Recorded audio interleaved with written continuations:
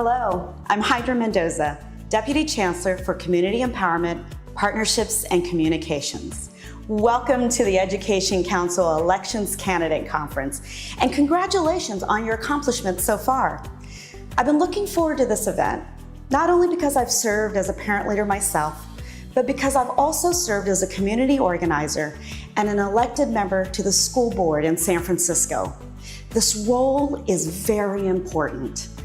During my first 5 months here in New York City, I've seen firsthand just how passionate our families are about their school communities. For the Chancellor, empowering parents to improve our school system is critical, and I couldn't agree more.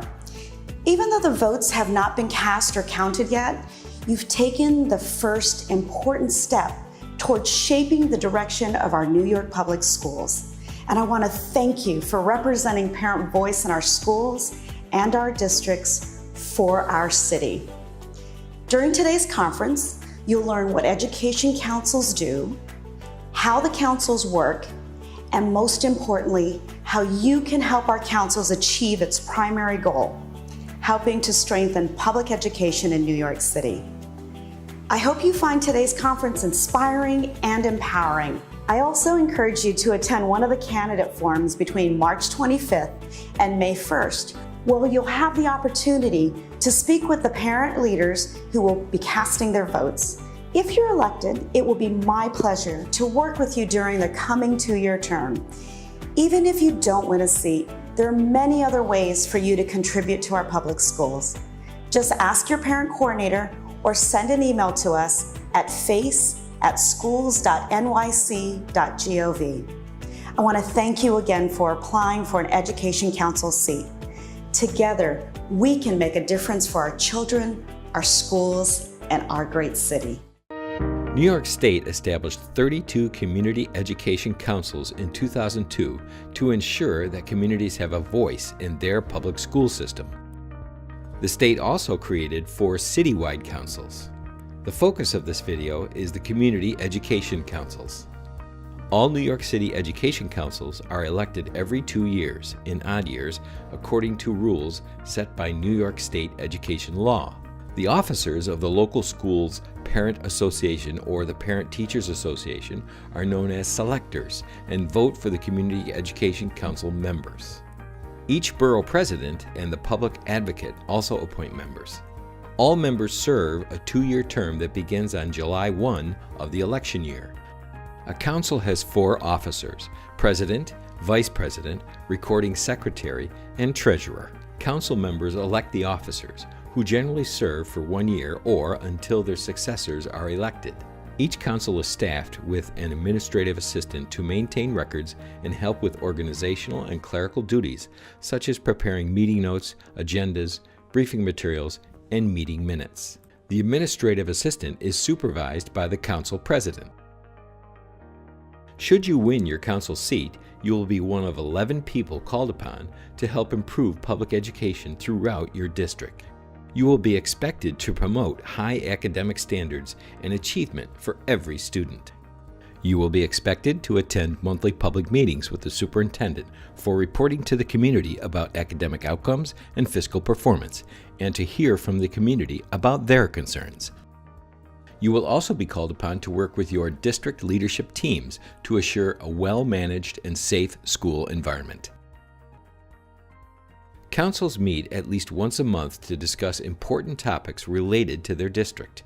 Meetings are open to the public. A council has 11 members. At least 6 members are needed to convene a meeting and/or to vote on agenda items brought before the council. This is known as having a quorum. Serving on a council is a major commitment, and members are expected to attend all regularly scheduled meetings, except in an emergency.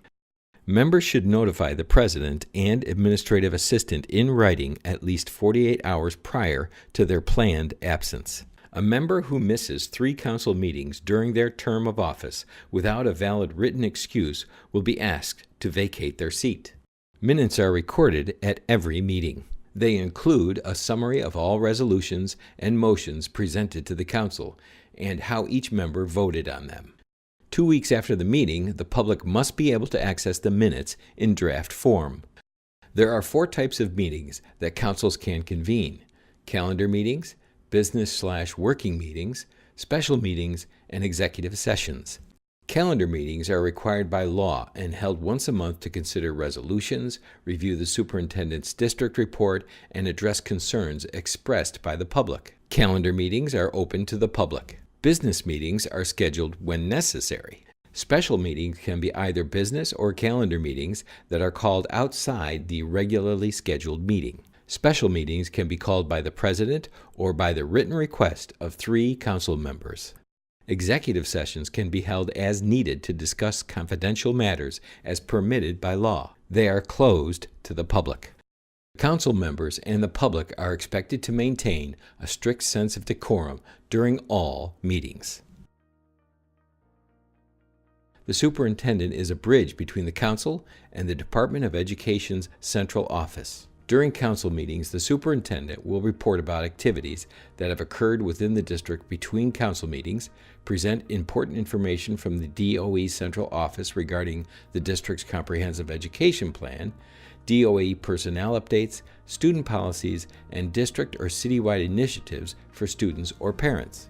The superintendent will also review the school year calendar and let the council know about upcoming professional development opportunities for district office, school faculty, or school staff members.